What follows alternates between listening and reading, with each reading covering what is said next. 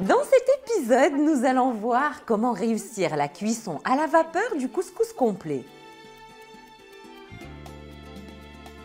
Je commence par saler l'eau et j'arrose le couscous avec l'eau. Je le travaille bien avec les doigts et je le laisse absorber entièrement l'eau salée. Une fois l'eau absorbée, je retravaille le couscous avec les doigts pour bien séparer les grains. Je dépose ensuite le couscous dans un couscoussier et je le place sur une marmite contenant de l'eau bouillante. Et on compte 15 à 20 minutes à partir du moment où la vapeur commence à s'échapper à travers le couscous. Après la première cuisson à la vapeur, je remets le couscous dans le grand plat et je l'enduis avec une cuillère à soupe d'huile de tournesol.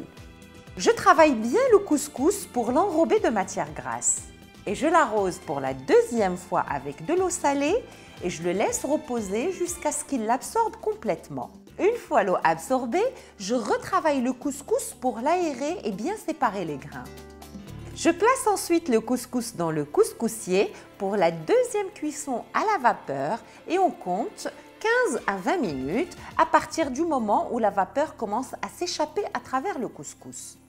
Après la deuxième cuisson à la vapeur, je remets le couscous dans le plat et je l'aère avec une cuillère jusqu'à ce que je sépare bien les grains de couscous. Je l'arrose pour la dernière fois avec l'eau salée restante et je le laisse absorber.